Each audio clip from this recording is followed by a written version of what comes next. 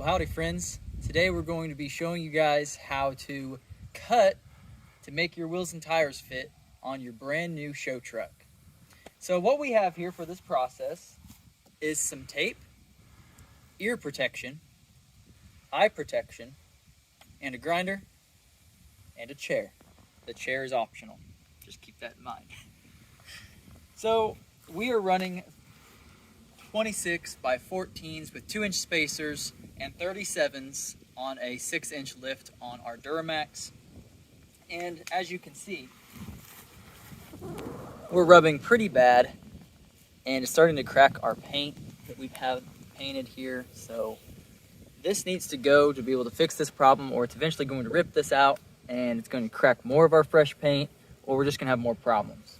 So obviously we can eliminate that a little bit with taking off the 2-inch spacers, but why would you want to do that when you could have 2-inch spacers on? So the plan is to be able to take our tape, to be able to make a line here on our fender so that we can fix the rubbing issue there. We won't have to scar up our tires as well. And then we'll talk about the back of the truck later. We're not quite sure how much we're going to have to cut here either, but we'll probably have to cut a little bit at least right in here. So we'll go ahead and take you along the way with us through the steps, and you can see what it's like, and I'll express my feelings about what it feels like to be able to cut on your brand new Duramax.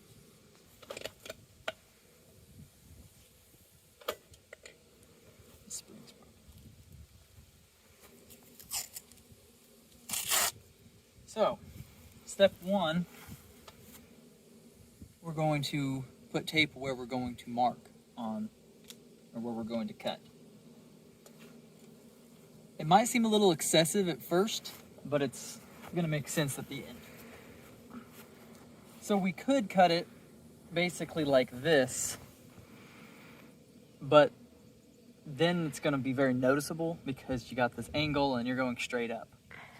So we made the decision to cut it even more up in here, but then you have a straight line that follows your body, and then hopefully it won't look dumb. This is pretty much the goal. So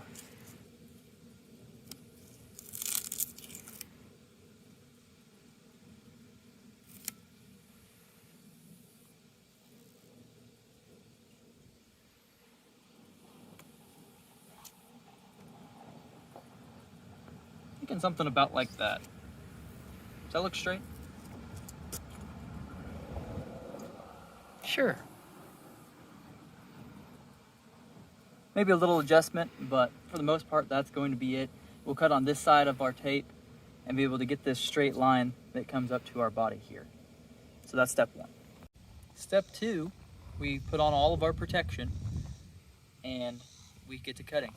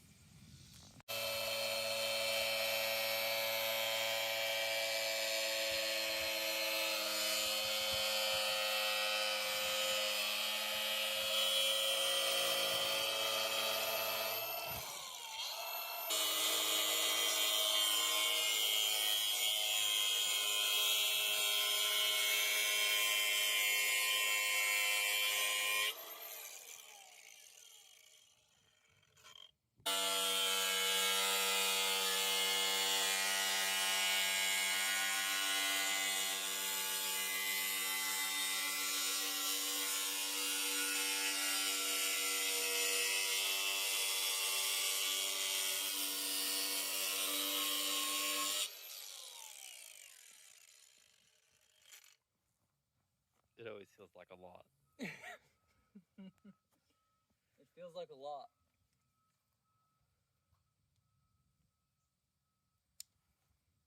But that's okay.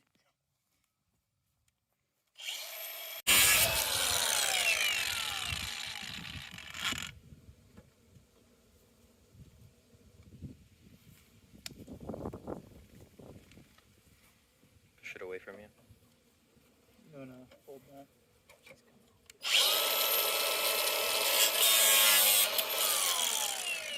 Oh, yes.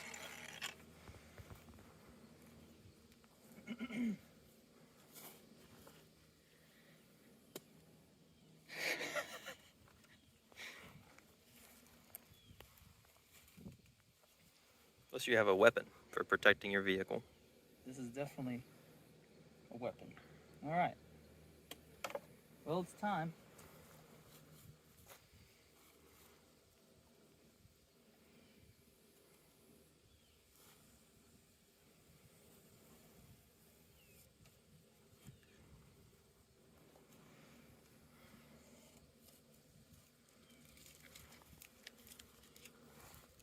Well, that looks good.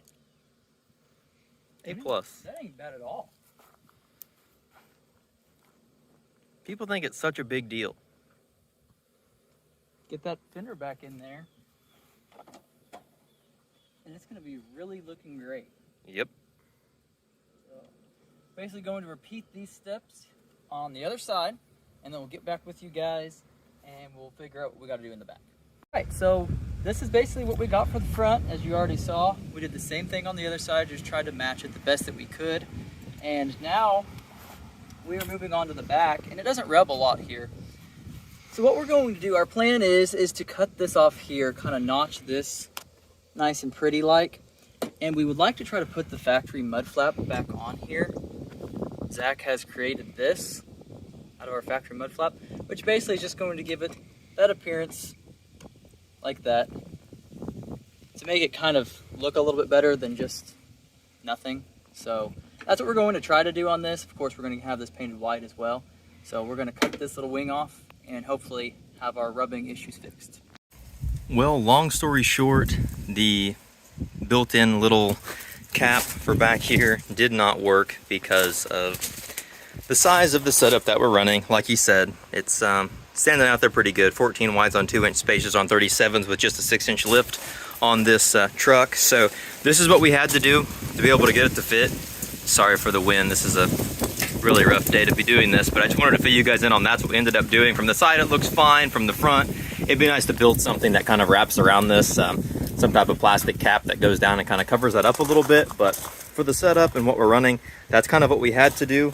And then obviously you saw the front already, so we're going to jump back in and show you guys kind of how it sets up. Once we got the carpet liner tugged back, it didn't really rub. After it was all tugged back everywhere, it does a little bit in this shot you're about to see, but it'll give you an overall view of how to get basically full lock with this setup.